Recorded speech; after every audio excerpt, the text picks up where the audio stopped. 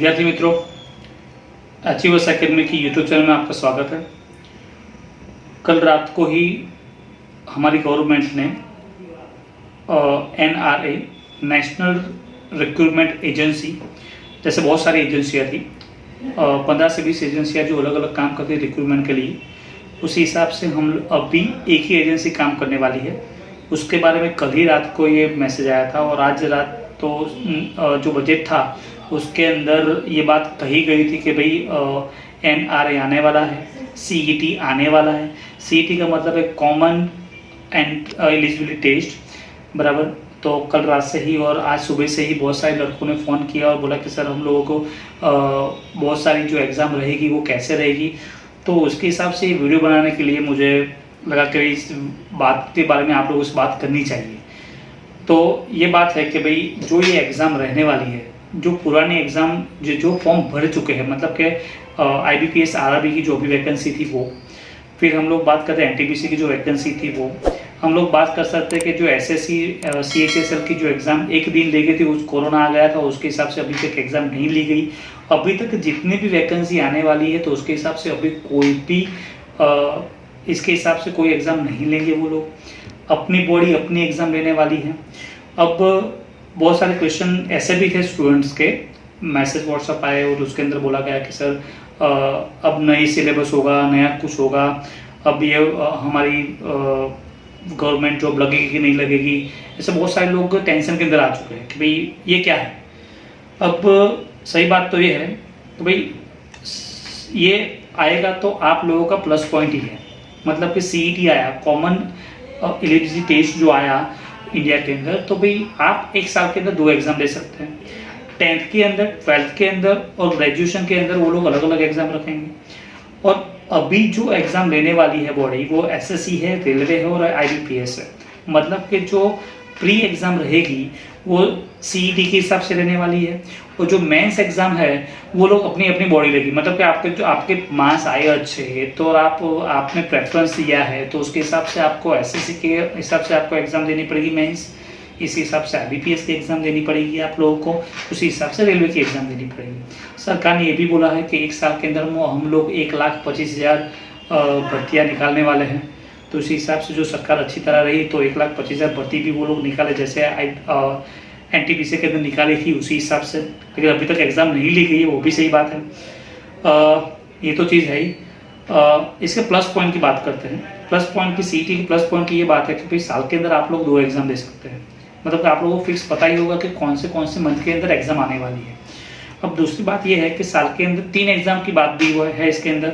मतलब कि आप लोगों ने ग्रेजुएशन पर आपने 2 बार एग्ज़ाम दी और 12 पास पर एक ही एग्ज़ाम दे सकते हैं। मतलब साल के अंदर CET आप 3 ही बार दे सकते हैं। और प्लस पॉइंट ये है कि वो अनलिमिटेड है। मतलब कि आप लोग जब तक सिलेक्ट नहीं होते तब तक CET दे सकते हैं, उसके अंदर काउंट नहीं किया जाएगा कितनी एग्ज़ाम आप लोगों ने दी हुई है। दूसरा प्लस पॉइंट ये है दोस्तों कि जो CET है, आप लोगों जो हाईएस्ट नंबर ऑफ मार्क्स आएंगे, जैसे कोई एग्ज़ाम है इसके अंदर आप लोगों ने CET दी और आपका मार्क्स आए 72 और उसी साल आपने दूसरी एक एग्ज़ाम दी और उसके अंदर आपके 92 मार्क्स आए हैं, तो 92 मार्क्स आपके 3 साल तक वैलिड रहेंगे।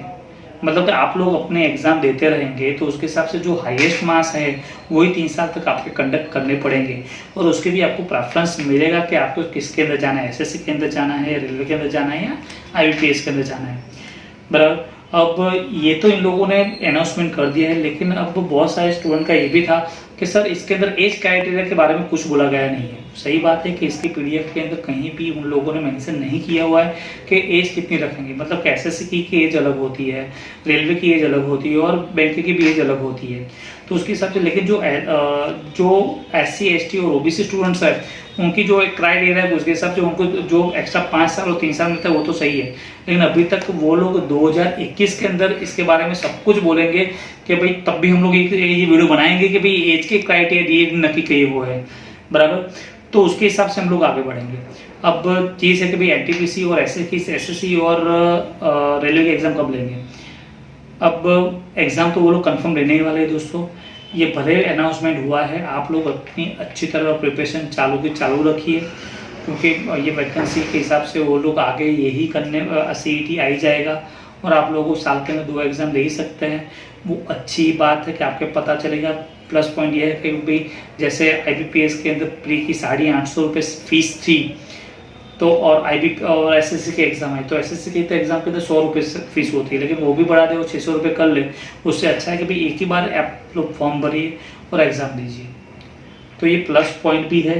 और देखते हैं इम्प्लीमेंट के बारे में, तो हम लोग समझते ही है कि जैसे नोटबंदी हुई थी तभी हम लोगों को तो इम्प्लीमेंट जब कागज़ पे हम लोगों ने देखा था तो हम लोगों को अच्छा ही लगा था कि नोटबंदी अच्छी चीज़ है, लेकिन जब इम्प्लीमेंट हुआ तब हम लोगों को पता चला। ऐसी बात GST की बात है, हम लोग कर सकते हैं। इम्प्लीमेंटेशन अच्छा हुआ तो ये बेस्ट रहेगा आप लोगों के लिए जो कंपटीशन एग्जाम के अंदर अभी प्रिपरेशन कर रहे हैं वो लोग, बराबर। लेकिन अच्छी तरह प्रिपरेशन करिए, अलग अलग बॉडी के हिसाब से अभी वैकेंसी आ ही रही है और उसके हिसाब से अलग अलग एग्ज़ाम दे रहे हैं। तो 2020 ख़त्म हो उससे पहले जो एग्ज़ाम ले जाए तो आप लोग सेलेक्ट हो सकते हैं। अच्छी तरह मेहनत करिए और आगे बढ़ते रहिए, पढ़िए, टाइम निकालिए, मैथ्स रीजनिंग करिए, इंग्लिश करिए, GK के अंदर पढ़िए। और हम लोग ने बहुत टाइम से हम लोगों ने वीडियो नहीं रखे हैं, हम 2-3 दिन के अंदर हम लोग मैथ्स के अंदर सेंट्रल गवर्नमेंट के हिसाब से हम लोग टोटली हिंदी के अंदर वीडियो मैं रखने वाला हूँ। एक टॉपिक में पढ़ाने वाला हूँ, जो टॉपिक ज़्यादातर स्टूडेंट बोलते हैं वो टॉपिक मैं आप लोगों को यहाँ प्रोवाइड करूँगा। और बहुत अच्छे समय वो बाइंगुअल लैंग्वेज में रहेंगे, क्वेश्चन एक हिंदी में और गुजराती दोनों में रहेंगे और मैं बोलूँगा टोटली हिंदी के अंदर, बराबर दोस्तों। तो ये इन्फॉर्मेशन आप लोगों के लिए थी, क्योंकि बहुत सारे स्टूडेंट कन्फ्यूज थे कि क्या होने वाला है।